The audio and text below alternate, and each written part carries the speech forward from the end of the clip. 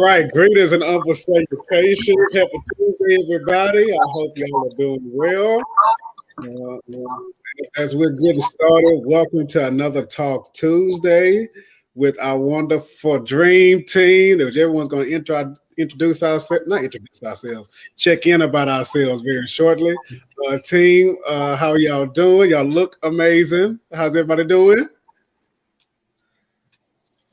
I'm good. Shia, you got to go first now. You pointed. Shia. I didn't realize I was on mute, but I'm tired. Tired, but you're here. We're grateful for I'm that. here. Yes, thank you, Shia, for being here.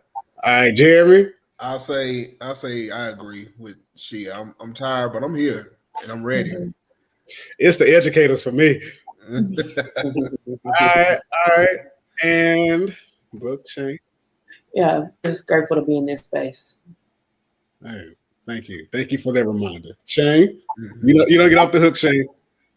I'm not off the hook. I'm good. Good. You're good. Yeah, I'm good. Good. We're tired.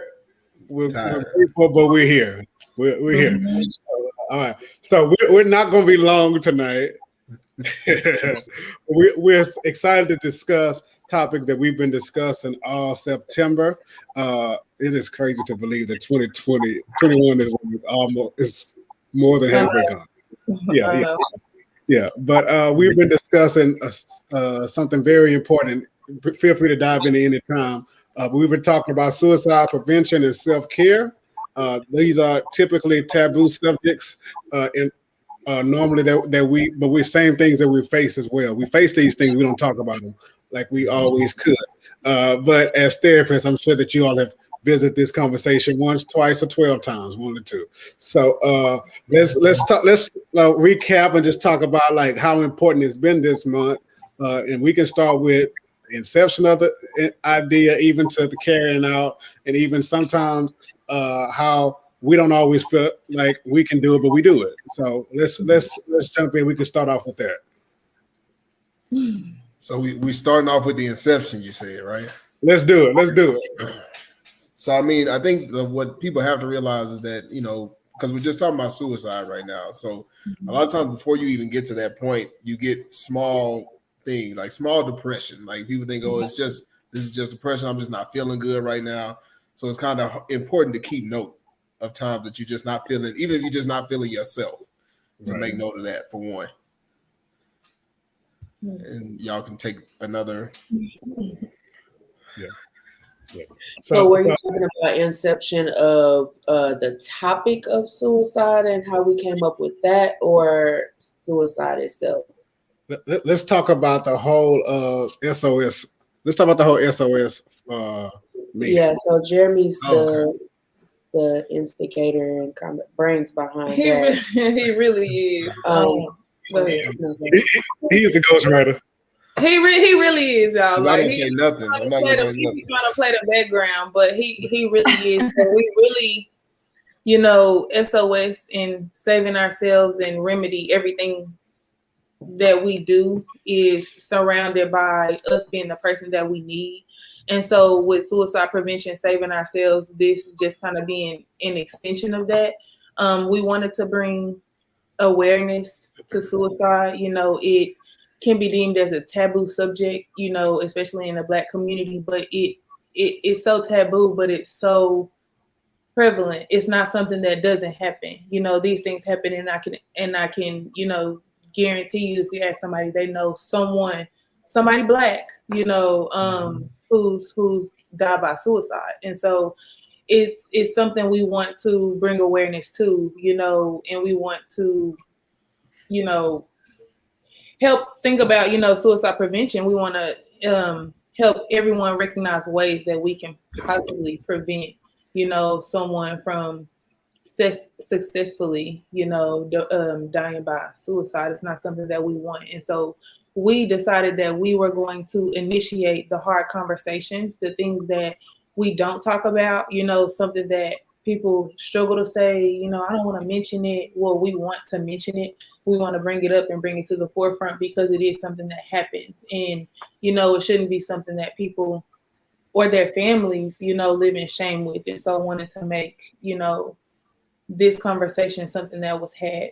And September is, suicide awareness and prevention. For sure. So, yeah, and sorry. I was going to say, just like it was easy to come up with that topic because as a school counselor, like you're always trying to do like awareness months and like, SEL moments for the students. And so it was clear to me that's what we needed to do because it's like taboo in our community. And I was able to do like a really cool like activity with the kids this month. And they did commitment cards. And so I thought it would be really cool just to put them all over the school too, because my school is predominantly Hispanic, but it's taboo in their community as well. And so, Remedy is about for us, by us, but we also want to make sure that we're just spreading the knowledge about mental health in general. So I thought, why not? And thank you for sharing that, Shia. And I think with the inception, for me, and I think I shared it with the team a little bit. With the inception, it also caused us to confront some of our insecurities. Because for me, I was thinking at the beginning of the month, how do you talk about this subject? And Shaniqua always highlights how we think. The misconception that we can plant this in people's mind when actually we can be proactive and ahead of the conversation. So I think that was part of all of the. It's never really easy coming up with our topics, even though we can make them fun, juicy, a little sexy, and put some razzle dazzle on a little bit. It's still hard conversations. And, constantly learning to have these hard conversations, especially when it comes to. And I think I remember Fabian saying that it's the most preventable disease, preventable form of death. So that was something I thought about when it came to the inception of it.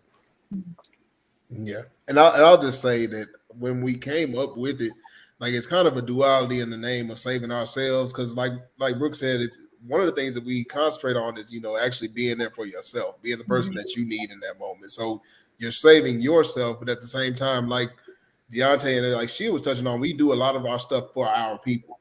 So we need to be working with each other to learn, what are things like suicide prevention strategies, what are ways that we can discuss suicide among our community. So we're actually trying to get into the community and save ourselves, like us, save us from this. Because thank you for saying that. I thought she was talking to us for saying. Is it messing up on my ear? No, you good. But thank you for sharing that, Jerry. Because it's even though, and I think Shaniqua or Brooke said it earlier, it affects us either directly or indirectly. Either you know somebody or know somebody. And I've shared it already, not tonight though, but even working in the school system, when that happens at a school, it shakes up the entire campus, whether you know a student or not. It's a life-changing event for everyone. So we've had a few talk your shits. We've had a few conversations about it. We started off the month with the founders. We talked about misconceptions, and we shared some tips on how to have those conversations. Then the guys, we had a conversation with Fabian of the D Wood Foundation about how Black men can prioritize ourselves through self-care and also suicide prevention.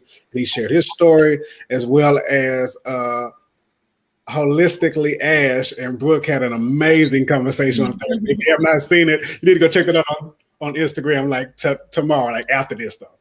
But seriously, it was an amazing conversation. So what have been some highlights or takeaways as therapists that you've had throughout this month, from the talk your shits to recaps or anything like that?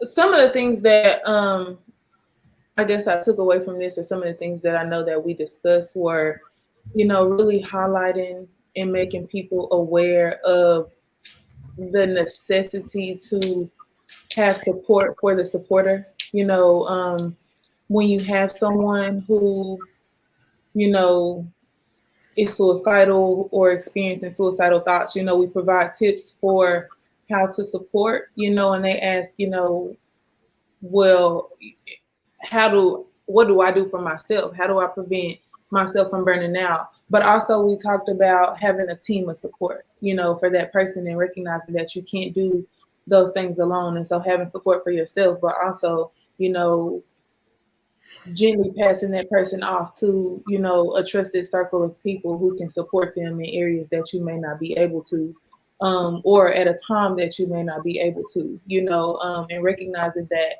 although people come to you and confide in you and they speak to you in confidence, you know, suicide is not something that we want to keep secret. You know, as much as I trust you, it's something that I have to, it's concerning, and I have to speak to, you know, trusted individuals about that, you know, and that's a hard conversation. People sometimes view it as betrayal, but, you know, oftentimes these are steps that we take to save your life, you know what I mean? And so, you know, juggling that, but recognizing that, you know, in the end, people may not say, you know, or give you that type of thanks, but oftentimes they are grateful for those people who intruded to say, you know, or who really pushed them to get additional support or to speak up and not keep those things to themselves. For sure, for sure. Jerry got me weak with this wine.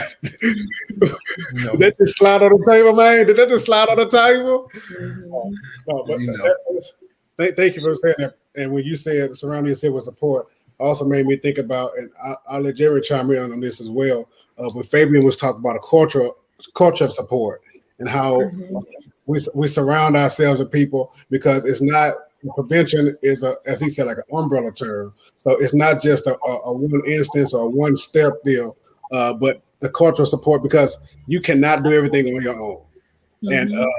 And yeah, that's point blank period. You can't do anything on your own. And how often you can't bear that on your own, because when they're gone or after something happens, it's too late now to say, I wish I would have told somebody. I didn't have to carry this. So, and I'll let Jeremy, you want to jump in on that? Yeah, I was going to say that was exactly thinking of when Shane was talking. I was thinking of that term, cultural support, was so like impactful whenever we had that interview with Fabian. It's like we actually need those people around us. You need that, like you said, it's more than just preventative for like one time or one occurrence of suicide. It's the fact that you have all the depression that comes before suicide, and you need to constantly be around people that are going to build you so that you don't ever fall into that, especially if you know that you're vulnerable for it. For sure. And I think, oh, sorry. Go ahead. I was just going to say, one of the things that, like, just by y'all saying that, this week I had to do a risk assessment on a student, and he, like, one of the things he said was, I don't want to seem weak, and I don't want to ask for support. And I told him, I said, you know, like, one of the things that, like, even strong people have their people. So everyone has to have someone to talk to, like, when they're struggling and they need support. Like, you can't do it all by yourself. Like, think about some of the richest people in the world. Like, they have assistants, they have their circles, they have therapists, they have, you know, whatever. And so I think it's just that common misconception that if you speak up, you're going to be, like, you're considered weak. Yeah. And you said millionaires, and that's very true. But even McDonald's has a system where no one does everything on their own. Yeah. Somebody cooks the food, somebody takes the money, somebody delivers it to you. So and it's a process, because nobody can do anything in any form of life. Yeah. I thank you for sharing that, Shia, because even being in the room and doing those risk assessments, empathy has to be at your core for that. Empathy, and it all the time, and I really want you to talk about it because you do it so well. How not being the savior, but being a supporter. Yeah, and that's Shaniqua's thing. I'm always quoting her on that. Something that she says often, but also we have to face in our careers that, you know, I mean, you're not God.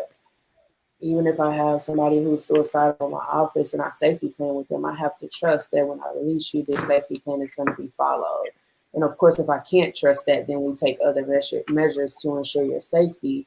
But I have to trust that, you know, God, the universe, whatever people believe in, is going to carry you from the point that I've done my job. Everybody has a role. And so, I mean, savior complex may make some people feel good. It's made me feel good at times in my life to be a hero in somebody's life, but it's also pressure to constantly be. And you know, I watch a lot of like Criminal Minds, Grey's Anatomy. Recently, we're watching 911, and something you realize is that you literally can't save everybody.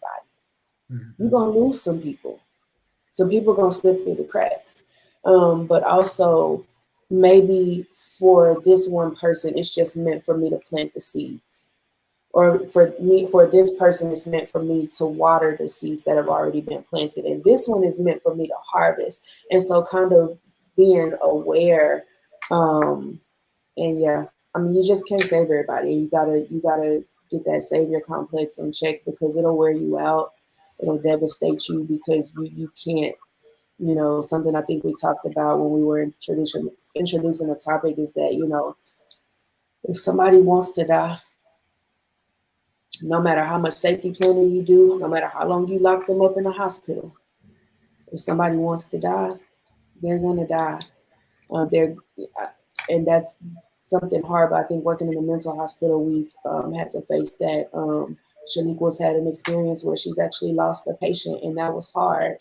And I won't go into those details for you, but is the realization that I can't take this on as it is my job solely to make sure and that I save everybody, because you can't do it. So, Brooke, from what you're saying, it sounds like you're saying in order for us to heal and move on, we have to trust in letting go. Like, in order for me to start pursuing my own healing and dealing with this and not becoming overwhelmed, I've got to trust that when I let go, I've done my best. Is that where we're going? I mean, yeah, and recognizing that it's not just you. Like, again, going back to that culture of support. Like, me, Shaniqua, and Shia are in a group chat with a Fantastic Four. But if I'm at work and one of us is going through something, I might not be available, but maybe Shia is available. So I let Shia handle it. I circle back, I say, I love you, I check in. Is there anything that needs to be done? How can I support? But I can't be it all the time, every time. I got to balance it. I have to let the culture provide the support. I have to let the care team provide the support and not take all of that on as myself, because it'll burn you out. Yeah. And I was gonna say, and that's kind of what you were talking about, being a savior, that savior complex. When you see somebody struggling, it's like, I have to go do this every time. And I know that because we got into this profession because that's what we enjoy doing, is being empathetic and, you know, kind of helping people. But at a certain point, you got to say, okay, I'm not here to save everybody. Like, I can be there for you, and I can, you know, but you should have a whole team, so it's not just me. And the goal, like we said, is to teach everybody or to empower everyone to save themselves. You know what I mean? To develop resources, to develop, you know, whether internal or external support systems, coping skills, and really just, like y'all said, identifying that support. And so really helping people recognize, you know, taking it away from, you know, us trying to manage that, but putting it back onto how can we equip these people to manage it themselves, you know, and not alone, but to learn, you know, ways to manage it themselves. When do I feel triggered? When am I having these impulses? What are some things that I can do to bypass this impulse? Who do I normally call when this happens? Who's readily available? Who can I call at 2 a.m.? Who can I not? Don't call them maybe in the morning when I'm making breakfast, or, you know, helping people develop their own. And so, you know, removing it from, you know, what we're not always able to do, but also encouraging people to learn how to do those things themselves, you know, alongside us. And I think that's important too, because on the other end, so like, whereas it can cause like burnout and pressure on the end of the supporter, it can also be very devastating and disappointing and be the thing that is a catalyst for somebody moving forward in those thoughts. If you put yourself in this position to save me, and then you don't show up this one time. Yeah. So you gotta build those internal and external coping skills and tools that they need. You know, just like we always say, ain't nobody coming to save us but us. Yeah, that's us included. Like, I'm not gonna always be there to save you. So you got to be able to do that for yourself.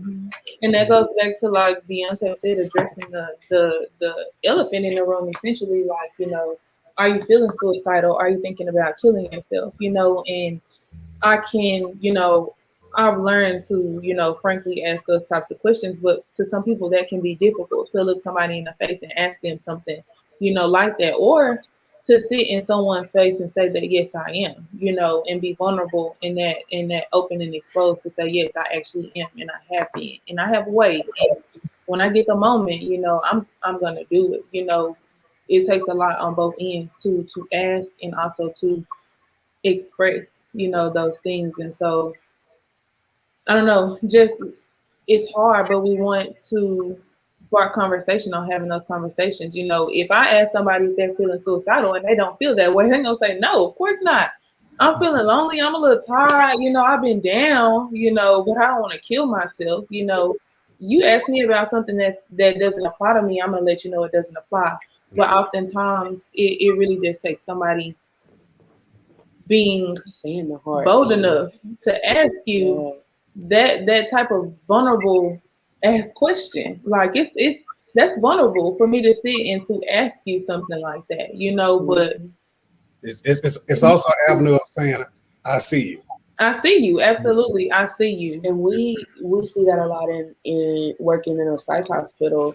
You will have patients who did not necessarily come to the hospital because they were suicidal. But if you do the risk assessment, if you look at their mood changes, if you look at their impulsivity, they're low risk or moderate risk for suicide, whether they're having suicidal thoughts or not. You're at risk because of all of these other factors. And so sometimes it's saying, hey, you seem a bit depressed, or I noticed that you've been behaving this way. And just, again, that mode of saying, I see you, there's something else going on here, and you're at risk. Mm-hmm.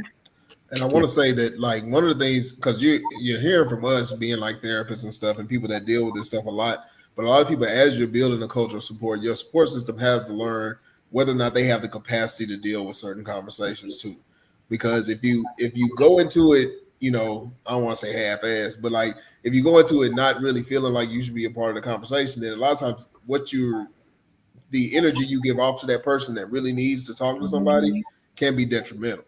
So if you feel like you're a person that somebody's approaching you with that kind of information, it's kind of like you need to make sure you're ready, or you can say, okay, I think you need to talk to somebody about that, so that you don't put anything onto them that because you're just not ready for that conversation. And remember not to make it about you and what you'll be losing, you know, should that person, you know, be successful, you know, more so than taking it as a moment for them to express the deep pain, you know, that they're, or deep suffering that they're experiencing that brings them to this place, you know. And so, you know, it's hard because anybody would, I'd be taken aback if my loved one in close family, friend, relative, or person, you know, shares something or confirms something like that, you know, but making sure that we don't make it personal, you know what I mean? Because it's not about us in those instances. And we can make it about us, you know, we can make it about what we would be losing, or, you know, how strong I think you should be, or how I've been through the same things and I turned out, you know, this way. Ooh, or, you can we know, talk about that for or a second? Black people don't, you know, or, you know, we don't, all, you know, all of that is check. If that's how you feel, you got to check that. Don't ask somebody that if you're not prepared to hear that and receive that. What are you gonna say? Brooke, look, we can talk about that, Brooke, because I'm gonna let you heat up a little bit. I'm gonna let you warm up. Go ahead. But I was gonna say, within the cultural support, we did talk about the transfer of trust. How maybe I don't, maybe I can't do it all, but I can recommend you to somebody. I can put you in contact with somebody that may be more skilled, that may be more qualified. Because just because I love you does not mean I'm trained in this. Just because I care about this does not mean I'm competent. And that's half of Savior Complex as well. Mhm. Just because I love you, I mean I can do it, Mhm. and that's something we have to accept. So I think that transfer of trust is important. And then also, before I dive into the other thing, I think that it's also important to know that as a therapist, I've been a therapist for 6, almost 7 years. You never know what you're gonna say to somebody who says, "I want to die. I don't want to live. I don't want to be here." There is no script that says these are the things that you say, and this will get you positive results. You never know how that's gonna hit you. And so it's also, don't feel like you have to have the right words. Sometimes it's being able to acknowledge, you know what, I'm feeling really selfish right now, and this is really hard for me. So I'm gonna take a few minutes, and then can I just sit here with you and we can figure this out together? I don't really know, but being able to be honest with yourself and acknowledge kind of how it's impacting you, and taking a moment to process what's happening, so that you can be present in that conversation and you can figure out maybe what steps you need to say. But something Shaniqua said really it triggered me in that, About you having the same response. yes. You know, I've been through the same thing, you know, Well, when they I got got to do- past. Yeah, so you should be stronger because I was strong. But were you really stronger? Did you have to suppress because nobody around you could handle it? Mhm. Or because there wasn't space for you? And even if the answer is yes, I was strong, that's you. Mm-hmm. That ain't nobody else. Yeah. If you lose your auntie and I lose my auntie, maybe you wasn't that close to your auntie. My auntie was like a mama to me. You could be strong because you know you was a little detached or something. I don't know. And so not judging my experiences and how I respond and get through my experiences against how you do with your experiences. Every time you judge, you reduce your level of empathy. Mhm. Mm-hmm.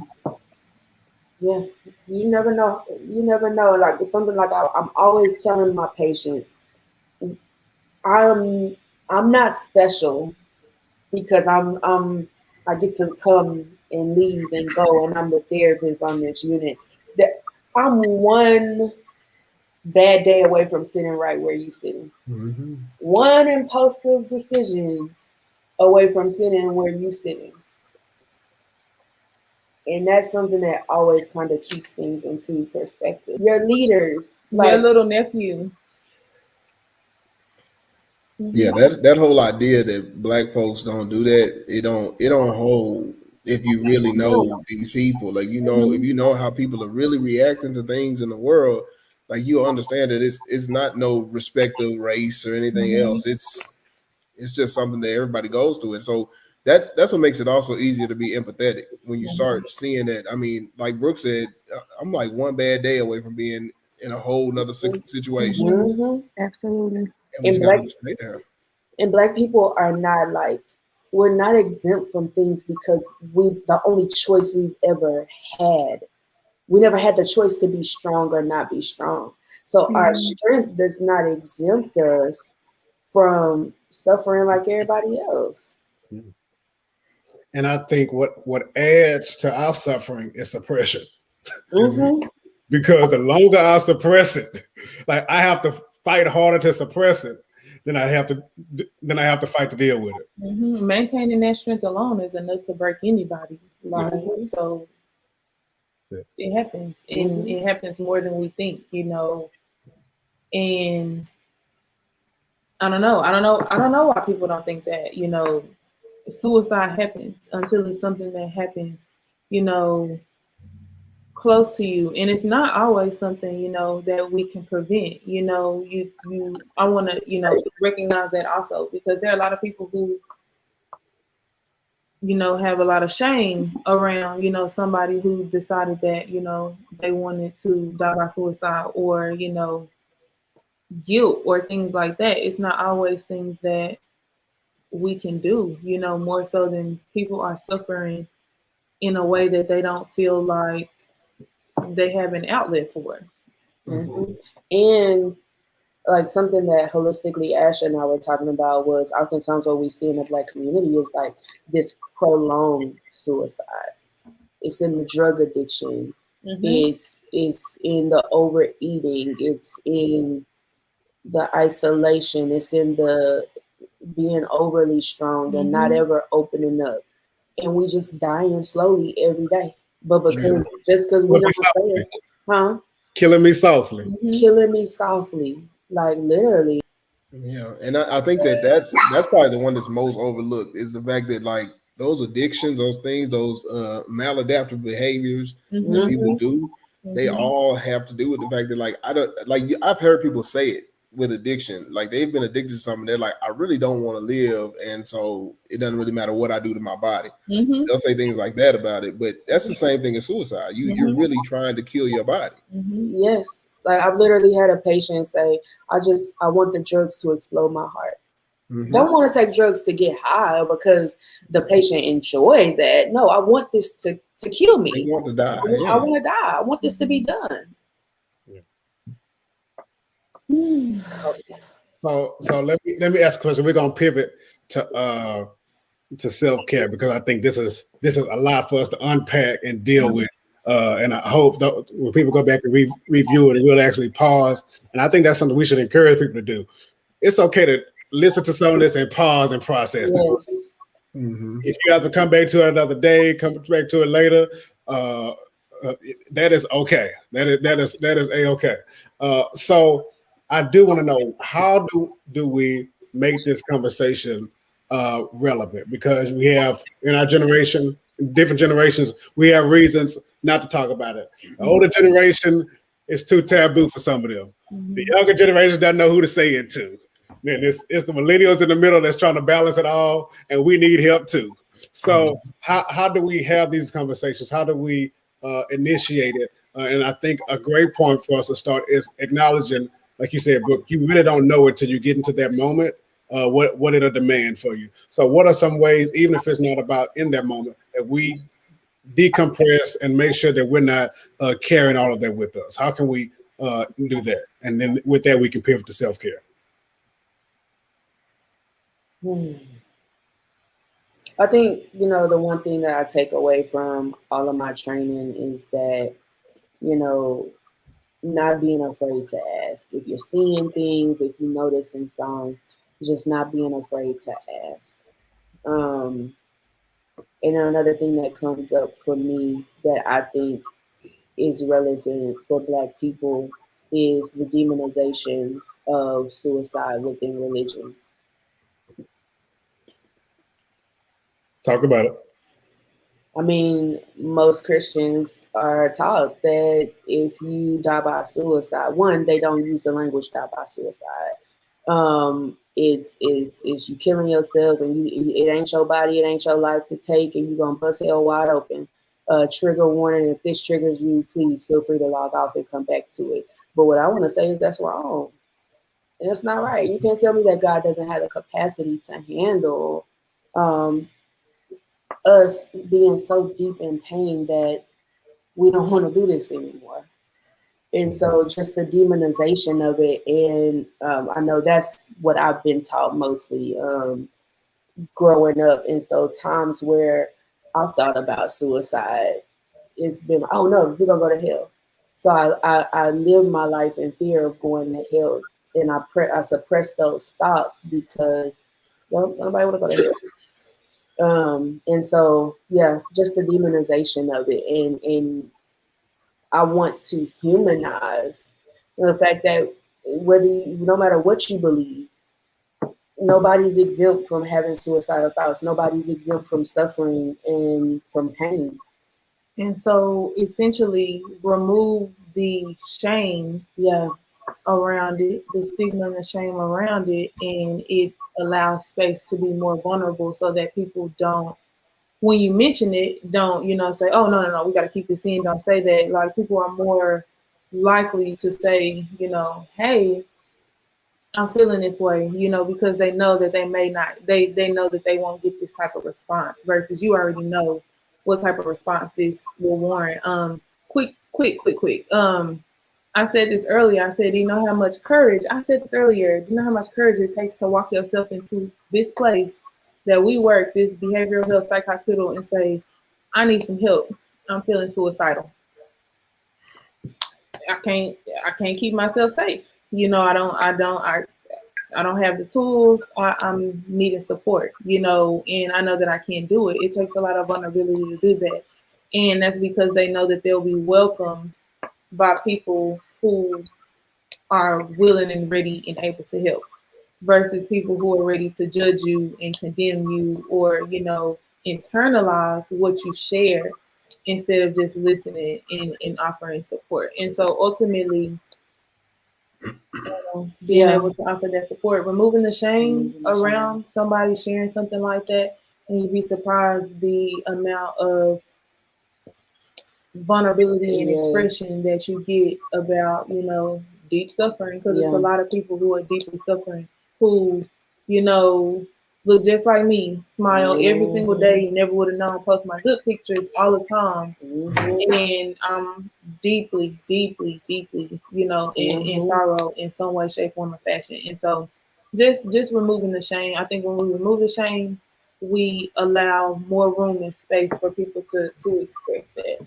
Yeah, and I think something that consistently comes up for me is what's the fear of hell to people who have lived or are living in hell. That's where I was going next. And go ahead, Jeremy.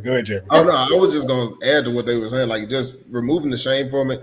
And you asked about like initiating the conversation. The conversation will never happen really unless they feel like it's a safe space. And Shane kind of touched on that too. Like when people feel comfortable enough and they know that they can come to you and they won't be judged, they won't be like it's not gonna be all that extra when they come to you. They know that they can come to you because they've talked to you about other things. Suicide can't be your first real conversation, even with a friend. Like if y'all been having surface level conversations, suicide ain't gonna be the big conversation y'all gonna have. You got to have a lot of conversations before that.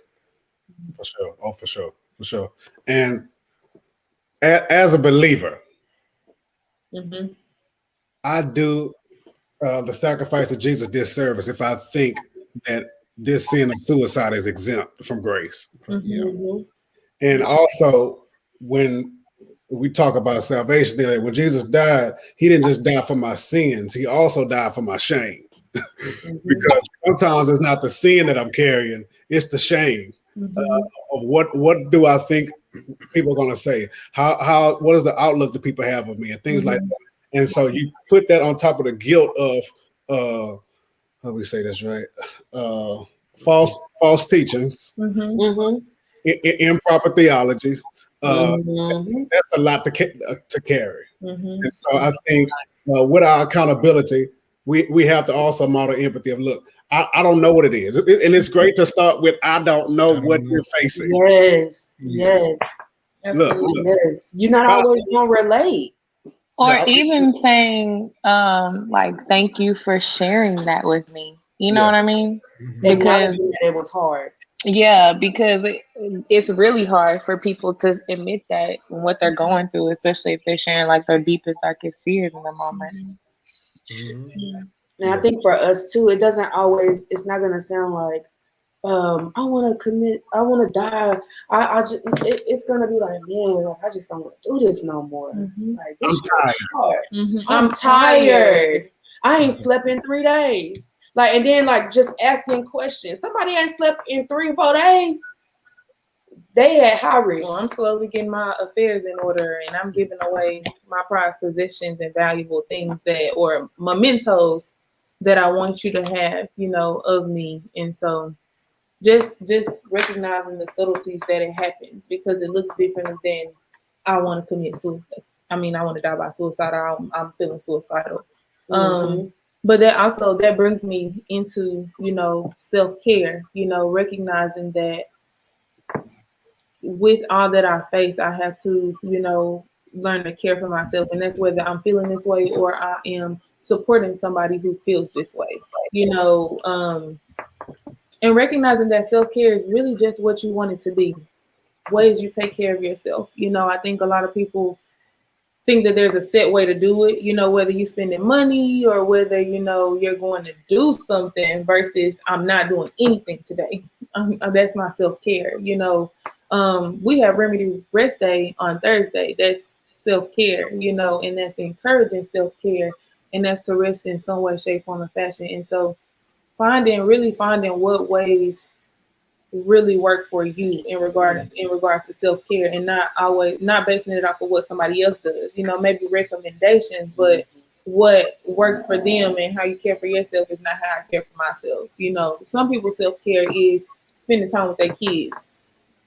That's not, couldn't do it. That's not self-care, not for me. But I've literally said, people have said, I love spending time with my kids. That's when I'm the happiest, and I'm like, you should do that. Yes, self-care, but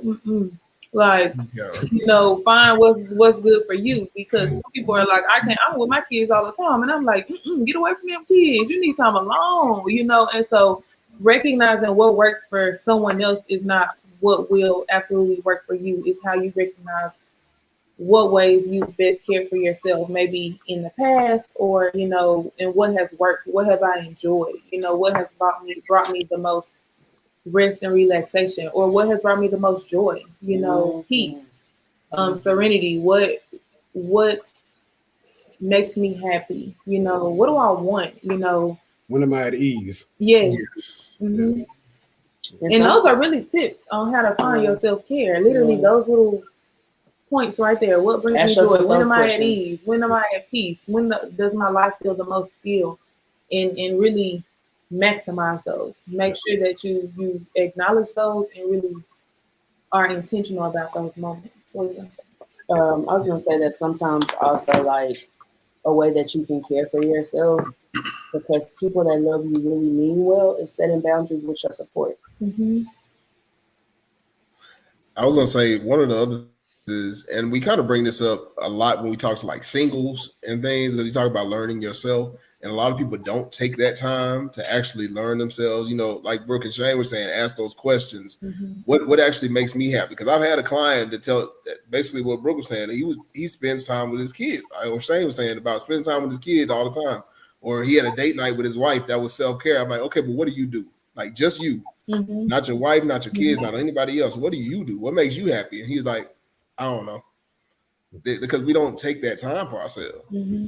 So it sounds like we need to, although those are good answers, we need to narrow down self-care to the me. If I get it, I have it to the me. Like, what do you do for you? Mm-hmm. That's not restricted to other people. That's not dependent on other people.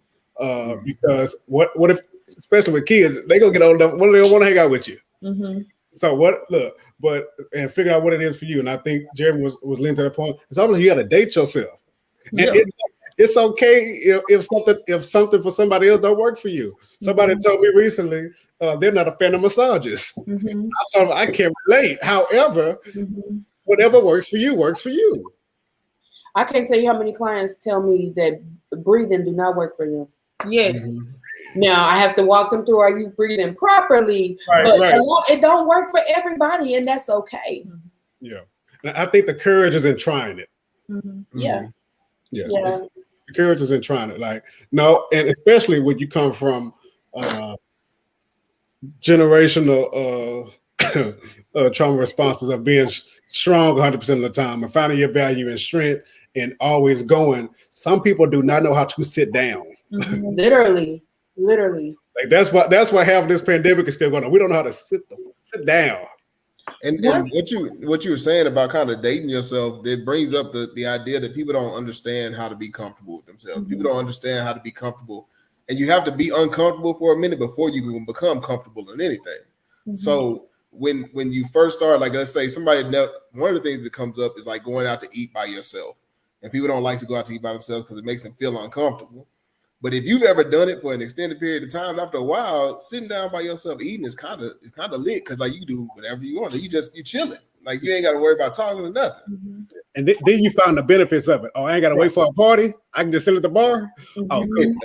Oh yeah, you walk right in the restaurant every time, and you have it was long lines. I was in New Orleans one time, lying out the door for a ruby slip or something like that, and I was like, man, it's gonna take forever to get in, but I was by myself. So I was like, let me go see. And they're like, oh, you by yourself? Just come on in. And it's like, oh, okay, like it's different. You start to see those benefits. Mm-hmm. Some doors you got to go through by yourself. And it's gonna open right up for you. Now, when you, I got it. Yeah. What are you gonna say? So I think along the lines of also being mindful that we aren't too being mindful. Say it again. I want you to speak, but I want everybody to think about a self-care that you do. All right. Okay. So I'll share one in a minute. Go ahead, Shay. Being mindful not to, I guess, judge other people's forms of self-care. You know, when somebody says, like, if somebody says, I pray, you know, you don't be like, well, what does that do? Or, you know, like, prayer can be a major form of self-care. You know, hope anchors the soul. And if that's all you got, you know, that's all you got, you know, or church is where you spend it, or if this is what you do, you know, or like they said, if I just enjoy, I work all day. And when I get to be a mom, I get to be a mom. That's my self-care. If you want time away from your kids, that's fine. Maybe I spend too much time away from my kids. And so recognizing not to place so much judgment on other people's forms of how they care for themselves, because again, it's for them. And so just recognizing that, you know, if you shop and you spend money, cool. I may not be able to, you know, I may be like, but if that's what you do, you know, and that's what makes you feel good and how you care for yourself, you know, making sure, as long as it's not harmful, that we're not, you know, judging and placing shame around how other people choose to care for themselves. That made me think about something that we teach our patients and clients a lot, is that like harmful toxic behaviors do not count as self-care. Mm-hmm. If you get drunk every Friday to Monday, that is not self-care. You blacking out. You blacking out. You can't remember. You spending all your money. You shopping, can't pay your rent, or you know, sexing all the time and you got the clap now, or you know, you being risky. Then that's not self-care. You know, those are like risky behaviors. And so we want healthy self-care. You know, things that are not harmful down the line. You know, take care of yourself in a way that is healthy now and in the future, you know. So, yes. So you just go keep talking right. I can do that to my clients sometimes, you know, I'm just going to throw that. But, okay, so Deontay, I don't know where he went, but he told us to think about forms of self-care that we engage in. It's really the fact that you said that he kept going. And she's still going. Right. I'm like, damn, can I process? I'm still stuck at the clap. I'm just saying, like, those things are they're good now, but it's not considered self-care in the long run. No, we got it. We got it. We understand. You know, I had to make it real for y'all. There was a petty auntie line right there. You know, you gotta make it real. Like, look, it's stuff out here.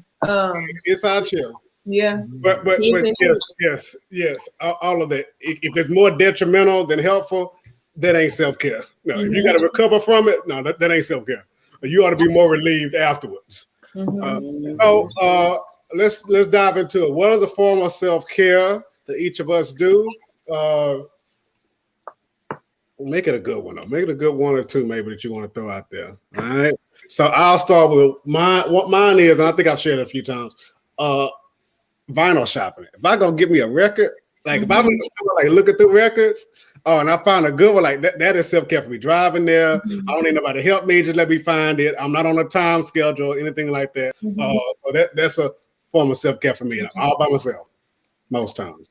I have a few, whether that's, you know, of course, aesthetics, you know, hair, nails, stuff like that, you know, making yourself look good with the makeup and not going nowhere, stuff like that. But also, one thing that I love to do when I leave work is turn the radio up loud. Like literally, I'm driving at the parking lot, radio goes up, and they hear, you know, Ghetto Shaniqua loud bass and music, because I like to like just completely drown out my thoughts. They hear Dallas. They hear Fort Worth. they definitely hear Fort Worth. But just drown out my thoughts and all of that stuff so that I don't got to deal with that. So music is really like a major form of self-care. Also disconnection. Sorry, like deciding that I'm, you know, my phone going up. I love y'all, but just not today. The biggest blessing that I have on my phone is that DND. Absolutely. My God, today. So that's a few. Yeah. I guess I'll say mine. I will say that I didn't grow into getting all into self-care until I got older. Because, you know, when I was younger, you know, I was an athlete and like I played football, you know, you didn't do too many things because it was like, you know, taboo, I guess. But as I got older, things like pedicures, candles, things that we talked about toxic masculinity back in, a couple months ago. But those things that I wouldn't have had back in the day, those kind of things have really been helpful for me. My house usually smells pretty good because I need smells around me that are good. And then my biggest thing is travel. I got to get out. Like I got to move around regularly because I like to see new things. It makes me feel comfortable. Oh, we know. Tell them you ain't got no shame. Jeremy, really at the airport right now. Yeah, I'm probably going to take off in a minute. Look. Yeah. And see, I want to hear yours, but what's funny about everything we're saying is none of these are new products. None of these are new things. We always know somebody had a nice smelling house. So it's amazing how we can reconnect with things that have already been around. Yeah. Sorry, y'all, I be on mute because my dogs be going crazy. So I just want to recognize that. That's why I don't be talking as much because they be tripping. But my favorite self-care, I go to Target for like hours. My husband knows, like he'll text me and be like, "Are you okay?" But I literally go up and down every aisle because I like to be by myself in Target. It's literally my happy place. Another self-care, like Shane said, just like nails, hair. Y'all know I love makeup, lashes, all of that stuff. I go and get that done. Snickers. Oh yeah, my shoes as well. I was gonna say that, but you said it. I bought a pair of shoes the other night at 3:00 in the morning because I needed to buy some shoes, so I bought some shoes. Because that's your music. And then chill out. And then my last thing that I really enjoy doing this, but I don't get to do it often, is doing absolutely nothing. I enjoy Saturday mornings because sometimes, mostly, everyone is not at my house. And after I get through my clients, I can just lay on the couch, go to Chick-fil-A, get my food, and me and the dogs hang out and I watch TV. So those are my things. Like, Brooke, good behavior. Keep doing good. Oh, well, let me not mess it up. I would like to first say that if you are Black and you struggle with self-care, not a lot of us grew up seeing what self-care looked like. And so something that I always teach my clients is that you teach your children how to care for yourself by modeling. And a lot of us didn't see that. We grew up in households where people didn't take days off, none of that stuff. But also self-care, that language is not something that's prevalent in our community. So it will look like Big Mama sitting out on the porch before everybody get up with her coffee and maybe her cigarette or whatever, or maybe not. Or her Bible. Come on. Somebody got to pray in grandma, okay? But yeah, so it sometimes you just gotta notice those behaviors because we haven't labeled it as self-care. And so getting back to those questions that Shaniqua asked. But for me, like I like bubble baths with I just started doing this actually, like going to Kroger's and getting rose petals and putting them in my bath, lighting my candles, turning on the music. Now this has not gone well. I have dropped my cell phone several times because I'm trying to listen to music. So anybody who love me want to give me like a portable shower speaker or something, thank you. Because I can't keep dropping my phone. But I like to listen to music in a bubble bath with rose petals. I like to listen to music and dance. You would not ever see me doing that, but I like to dance. If you've seen me out, you may have seen a little bit, but no, you don't want to see this. This is like wild, crazy. I don't care what nobody think about me dance. Is it a church dance, like your holy dance? Oh, it ain't nothing holy about it. Maybe it's okay. Anyway, but just a way for me to connect to my body. Trauma, grief, life has a way of disconnecting you from your body, and so I'm learning to get more in my body, and something that does that for me is movement. I don't know. I'm also a deep reflector. Reflection is self-care for me, whether that's on, areas of my life where I'm growing or things that I'm noticing about myself, or to things that I want to change about myself, just reflecting on where I am, and how I'm changing. And I think that goes back to Jeremy talking about dating yourself because, just like in relationships, people change, we're constantly changing. And, like something I realized this year is my favorite color used to be red. Now my favorite color. And the You favorite can finish color. her sentence. Her favorite color is yellow. I know. There they Here go. we go. Oh, okay, there they are. Your favorite color is yellow, right, Brooke?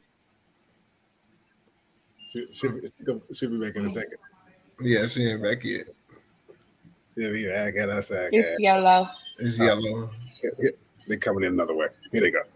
I'm so Okay, sorry. sorry. I don't know what happened. No, see, the devil be moving. Busy. He didn't want to know about the favorite color. He be busy. It's yellow, ain't it?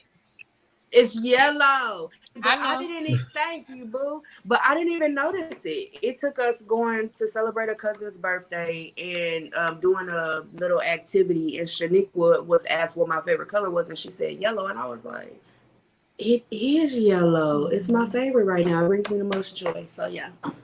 And so ultimately, there is no right or wrong way to do self-care as long as it's not detrimental in the long run. But really finding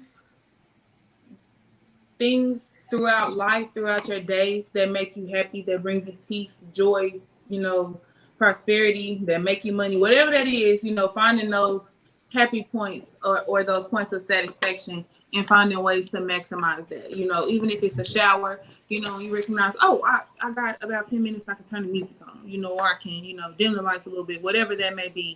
Season those moments and acknowledging them, season them, and maximizing that. And so, self-care is really just answering those little questions that we mentioned before.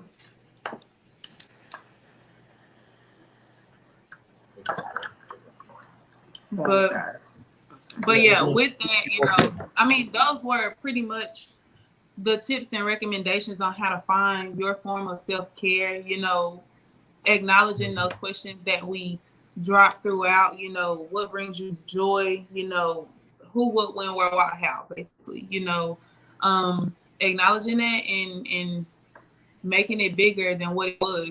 I have a monthly massage thing that comes out of my account, and so that I gotta go get that massage because they're running my account. We got like 3 credits. Okay. I need to con Mr. Walker into doing that because listen. It's worth it. I promise you, it's a massage and facial. Ooh. It's worth it. So it's that little $60 that I would spend buying who knows in food or whatever, versus and just reallocating my funds. And so it's really simple to find self-care. Okay, go ahead. So it's really simple to find self-care. And so I'm sorry, y'all. Y'all know me. I'm trying to keep us in line. And I know we still have to introduce some of the things that we still have coming for y'all for the month of October. So you say yours and then we'll start to introduce. Beyonce, you can go ahead. Good thing. So I'll wrap it up because something I think with suicide we talked about being preventive, but I think with self-care it sounds like the important thing is prioritizing. Because we had the money for it. Let's be honest. Most times we had the money to do it. It's just allocating it, just reprioritizing what's important. Is like you say, does it bring me joy? Does it pour into me? And all of those things. So with that, September is almost over. And October is coming. Fall is in the air. What's the meme that goes around every year? The leaves are getting ready to tell us whatever that one say every year. Y'all don't know that one? The leaves are going to change on us or something like that. I see it every year. But anyway, when I found it, I said it 5 times already. I'm going to share it with y'all. But anyway, for October, we have a topic. And who want to introduce? Jerry, you introduce. You always want to be. Come on, introduce the topic. Oh, so the topic for October is going to be about trauma responses. So it's going to be fight or fright. Fight or fright. That's what we said on, right? Fight or fright. Yeah. Okay. Yeah. So fight or fright. Just talking about how we respond to things like traumatic events, things like that, trauma in your life. how you respond. Because of course the original saying is fight or flight, or fight, flight, or freeze. I think that some of them have like 4 of them. Yeah, but either way, we want to work on trauma responses. Yeah. Mm-hmm. And I think No, go ahead. no, you're good. I was just saying we kind of touched on it, like trauma responses generationally, trauma responses spiritually and from religion, trauma responses from our own damage and scars and triggers. So yeah, it's gonna be scary. But let's go. She is. It gives me spooky feels. We should do it again. I hate you for putting me by myself. It's like too much. She did it every time. She did it like 3 times. No, but we'll be talking about trauma responses. So I hate to ask what we're looking forward to, but what are some things that we can anticipate for this uncomfortable yet healing conversation? I would say how to acknowledge trauma responses. First, acknowledging what they are, and then just recognizing, just helping people feel comfortable or just understand why they respond the way they do in moments of fear. You know what I mean? And so really helping people get an understanding of what trauma responses are and what theirs could be, and possibly get some understanding about why they responded, how they responded, and whatever situation that they've been possibly holding on to, or, these situations that keep happening. Why do I continue to respond like this? Diving into that. So yeah, I was going to say, just to add on to what Shane was saying, we're basically going to be talking about why, because sometimes people don't realize what caused them to start responding the way that they do. There may be one event that happened, in childhood that caused them to always, what we call flight, to always run away from traumatic events and things like that, or they run away from any kind of triggers. And so we want to kind of get in kind of depth about what triggers people and what, because trigger is a very it's overused word now, but it's real. People go through those triggers and they have to know why they respond the way that they do.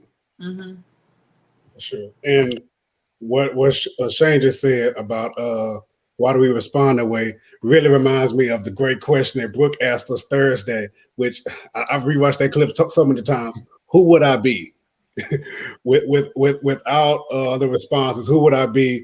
How would I respond in situations? So I think those are really interconnected. So any other input before we wrap up? As always, we hope that you've enjoyed the conversation. Rewatch, reshare, share with somebody. These are not always comfortable conversations, but they're necessary conversations. Thursday, let's tell the folks what they can do for rest day. Now, we do a rest day on Thursday. You can call in to work. That may be your tomorrow. We're gonna roll out some tips on how you can have a mental health work day too. So and why that's important. We'll have to roll that out tomorrow on the we'll bring it to Facebook too. Instagram and Facebook. So what else? How y'all gonna be celebrating y'all thought about it yet? I haven't either. So we all got home. I'm taking a half day. So Okay. I need to talk to my boss to see if they're gonna let me off. Okay. Jeremy, where you going? Nowhere soon. But I'm gonna rest. I thought you were gonna do a day trip on us. Yeah, no, not yet. Not this weekend. Okay. Any other input, Dream Team? Thank y'all so much. We heal in community, and community is our commodity. Have a great evening.